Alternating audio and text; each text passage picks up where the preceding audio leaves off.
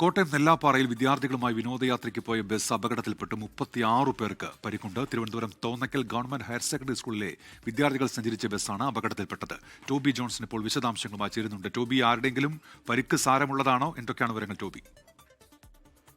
ഉന്മേഷ 6 പേർക്ക് സാരമായിട്ടുള്ള പരിക്കുകൾ ഉണ്ട് എന്നുള്ള വിവരമാണ് നമുക്ക് ലഭിക്കുന്നത്. തോന്നക്കൽ ഹയർ സെക്കൻഡറി സ്കൂളിലെ വിദ്യാർത്ഥികളാണ് ഈ അപകടത്തിൽപ്പെട്ടത് എന്നുള്ള വിവരമുണ്ട്. 3 ബസ്സുകളിലായിട്ടാണ് ഇവർ വിനോദസഞ്ചാരത്തിന് കൊടൈക്കനാലിലേക്ക് പോയത്. ആ യാത്രയ്ക്ക് ശേഷം തിരിച്ചു പോകുന്ന വഴിക്കാണ് ഈ അപകടം ഉണ്ടായത് എന്നുള്ള വിവരമാണ് ലഭിക്കുന്നത്. ഇറക്കമിറങ്ങും നെല്ലാപ്പാറ വളവിൽ വെച്ച് ഇറക്കമിറങ്ങി വരുമ്പോൾ നിയന്ത്രണം നഷ്ടമായി ഈ 3 ബസ്സുകളിൽ ഒരു ബസ് മറിയുകയായിരുന്നു. ഉടൻ തന്നെ നാട്ടുകാർ, ഈ പ്രദേശത്തുണ്ടായ നാട്ടുകാരും അതുപോലെ തന്നെ പോലീസും എത്തി രക്ഷാപ്രവർത്തനം നടത്തി. 46 പേരാണ് ബസ്സിൽ ഉണ്ടായിരുന്നതെന്നാണ് വിവരം.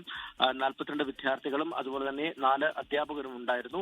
ഇതിൽ 36 പേർക്ക് പരിക്കേറ്റിട്ടുണ്ട്. അതിൽ 6 പേർക്കാണ് സാരമായിട്ട് പരിക്കേറ്റിട്ടുള്ളതെന്നാണ് മനസ്സിലാക്കാൻ കഴിയുന്നത്. പാലായിലെ സ്വകാര്യ ആശുപത്രിയിലേക്ക് വിദ്യാർത്ഥികളെ എല്ലാം മാറ്റിയിട്ടുണ്ട്.